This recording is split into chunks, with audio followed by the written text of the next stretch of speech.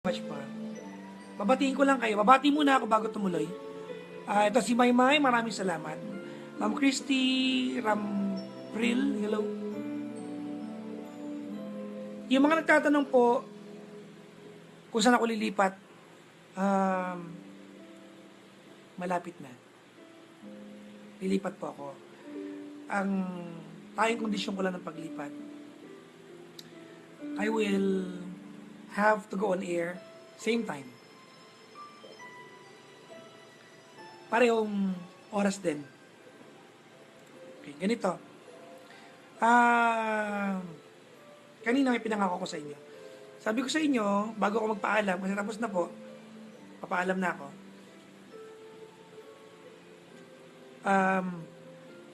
Ikukwento ko po sa inyo kung bakit ako nawala sa radyo.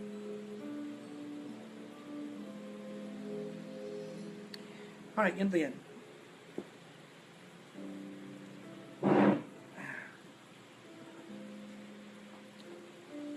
Seryosohin natin.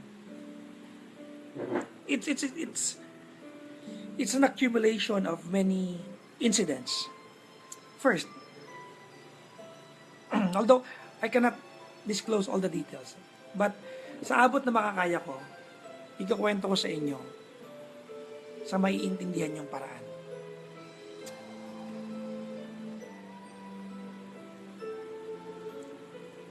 DJ po ako. And kaya ang lagi kong hashtag, di ba? Once a DJ, always a DJ. DJ po ako and I guess this is the only job na alam kong kaya kong gawin na maayos. Wala po akong alam na ibang trabaho maliban sa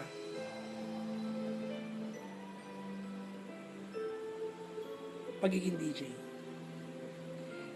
Wala po akong alam na ibang trabaho maliban sa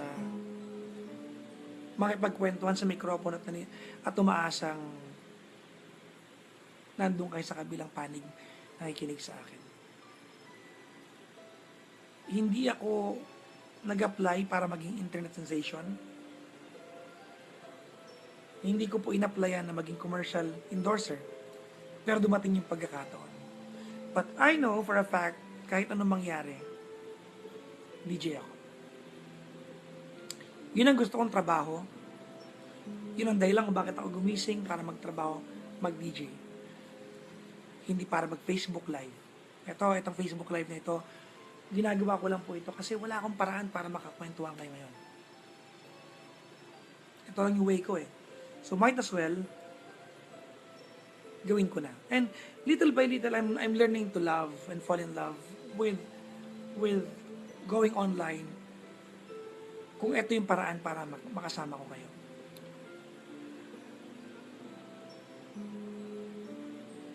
Pag nakadalo kayo sa booth nung ako yung nagtatrabaho pa, madilim yung programa ko. Madilim yung booth, ang ilaw kulay dilaw. Kasi ayokong pinipicturean po ako. Ayokong kinukuha na ako ng video, kaya konti makikita yung video sa akin eh. Ayoko. Bakit? Kasi gusto ko ipikit mo yung mata mo na kapag may sinabi ako sa'yo, naramdaman mo ako ng galing sa puso. When you visit the booth, I am performing. Performance yan. Ayokong videohan mo ako. Ayokong picturean mo ako. Panoorin mo ako. O kaya matulog ka na lang sa gilid. Okay ako to. Dumating sa punto na my job required me to go beyond that. Dumating sa puntong my job required me to do more than being a DJ, to the point na baka makompromiso yung pagkatao ko pag umupo ako sa radyo sa gabi. Yun yung unang problema ko. I had a problem with people na natanggihan ko kasi DJ po ako eh. More than anything. Pero tumuli ako sa pagraradyo. Pinilit kong pakisamahan yung teknolohiya. Pinilit kong pakisamahan na baka parte ito ng progress. Until one day, I was given, ready na kayo? Ready na kayo? Bakit ako umalis? Until one day, I was given a very impossible task to do.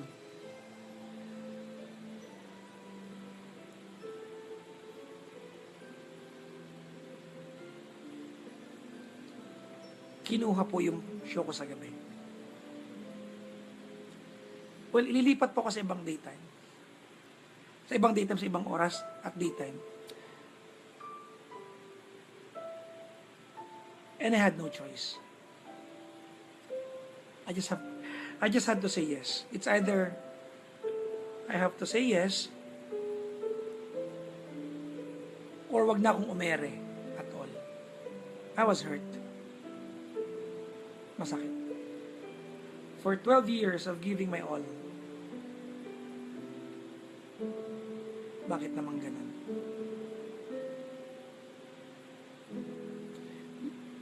Lampas isang dekada, nagmahalan tayo gabi-gabi para iwanan ko kayo at wala akong choice para makasama kayo ulit sa gabi. Hindi yata kaya ng puso ko. So I negotiated. Sabi ko, non-negotiable na ba? Hindi na ba pwedeng pag-usapan? Kasi gusto ko gabi. Sabi, hindi na raw. So either tanggapin ko yung playtime or wag na ako magprograma.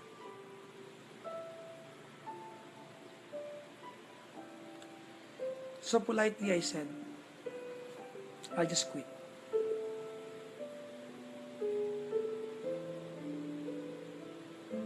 Nagpaalam na ako. Up until the last minute bago ko ipasa yung letter of resignation ko, I was hoping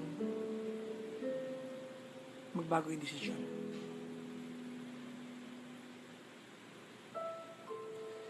Up until the last minute, bago ko ipasa yung sulat ko, na nagpapaalam na ako at nagpapasalamat sa pagkakataong binigay sa akin. I was hoping they'd give me back my letter. Kalokohan lang to. Umalik ka na sa gabi. It didn't happen. It's the most difficult decision I have ever made in my life. So I walked away.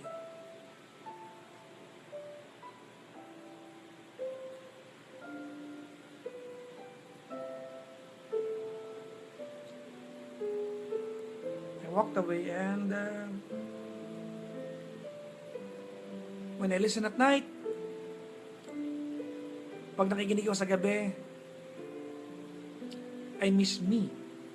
I am missing me so much sa time slot na yun. As much as you want and you've been telling me bahagi na ako ng buhay niyo gabi-gabi, tell you what, kayong lahat,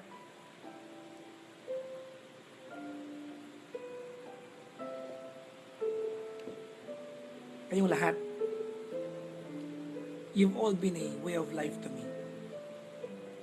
At kayo, way of life kayo sa akin. So I told myself, this is it. It's a brand new life for me. Hindi na ako si Papa Jack. Magpapaalam na ako sa kanya. Mag-umpisa ko ulit. Pag naiisip ko yung 12 taon na Mary ako, ang lungkot kasi miss na miss ko talaga kayo. Sobra.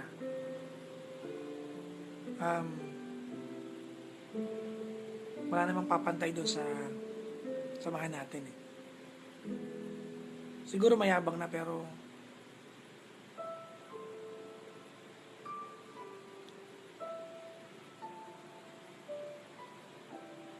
iba yung bonding natin kumpara sa mga nakasama niya sa gabi. Sabi ko, aalis na ako, mag-resign na ako, wala nang pag-asa na makasama ko sa estasyon na iyon sa gabi. So maghahanap ako ng ibang estasyon na makakasama ko kayo sa gabi ulit. And luckily, I had offers. Dami kong offers. Hanggang ngayon po, hindi pa ako nakakapili. May offers po ako. Namimili pa lang ako. Ang requirement ko lang, gusto kong umere, pero sa gabi.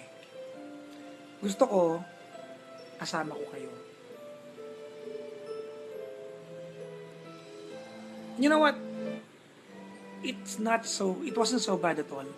Alam niyo po, 12 years, viral naman ang DJ na nagawa ko. At nabigyan ng ibigay sa akin. Maraming salamat. Maraming salamat. Nagkaroon ako ng commercial sa TV. Creme Top. Ito yung ginamit ko sa commercial. Motor Trade. Tusiran. Hindi lahat ng DJs mabibigyan ng pagkakataon na mag-endorse ng produkto. At ako yung naging mukha nila sa television. Kanina kumakain ako sa baba. Nakita yung commercial ko sa TV. Sabi ko, oh my God, nandun pa rin ako sa TV. Life isn't so bad at all. And with that, I will end this with thank you from the heart. And I want to look at you.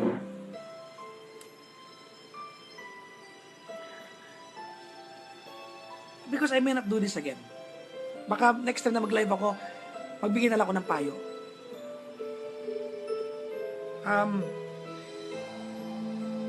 Lahin ko na yung mga nakasama ko sa trabaho. Sa Love Radio. Salamat for tolerating me for 12 years. I gave my all. I did my part. I delivered results. So thank you. Maraming salamat. Sa lahat, naging ka-opisina ko dyan. Naging hambog man ako at mayabang sa paningin ng ilan. Ang dami yumakap sa akin. So, maraming salamat.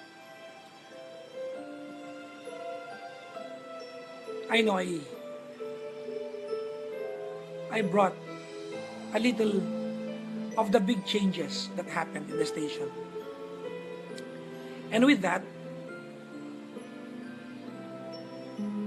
masaya akong alalahanin kahit papano.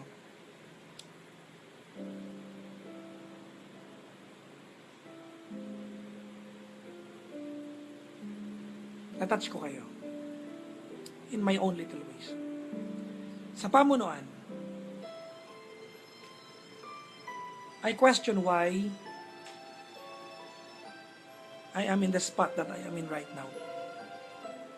Sometimes, kasi nagtrabaho naman ako na maayos. But what's happening right now is hurting me. Ang gusto ko lang naman po ay lumabas ng inyong pintuan na maayos. Hindi dahil gusto ko, kung hindi, yung kasi ang kaya ko ngayon. But it seems like hindi siya nangyayari sa ganung paraan. So, I will endure the storm. At sana, makalabas po ako na maayos. Na yung pintuan na iiwanan ko, kapag humupa na yung ulan, pwede kong balikan kasi bukas pa para sa akin, kahit dalawin ko na lang kayo. But nonetheless, thank you sa pamunuan, Manila Broadcasting Company, for embracing my talent and believing I could deliver at least something. So thank you. Yung mga dumalaw sa akin ng regular. Alam ko magkakaibigan tayo. Thank you. Yung family ko na hindi ko gaanong napuntahan. Kasi alam niyo ba, I always went to work almost every single day. Yung first 10 years ko po, bilang si Papa Jack, wala pang 10 beses akong nag-absent o nag-leave.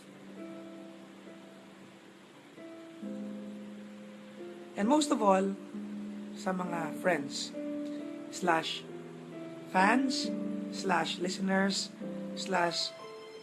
/soldiers ko, babalik po ako. Babalikan ko kayo, malapit na, ilang linggo na lang, at sana, magkakasama pa rin tayo.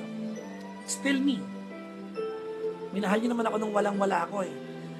Ngayon, kahit pa paano meron akong naimarka, baka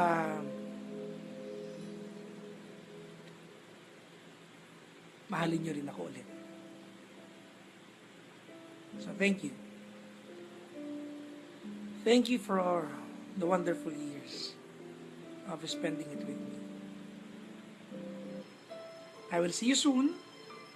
You will hear from me soon. Good afternoon po sa inyo lahat.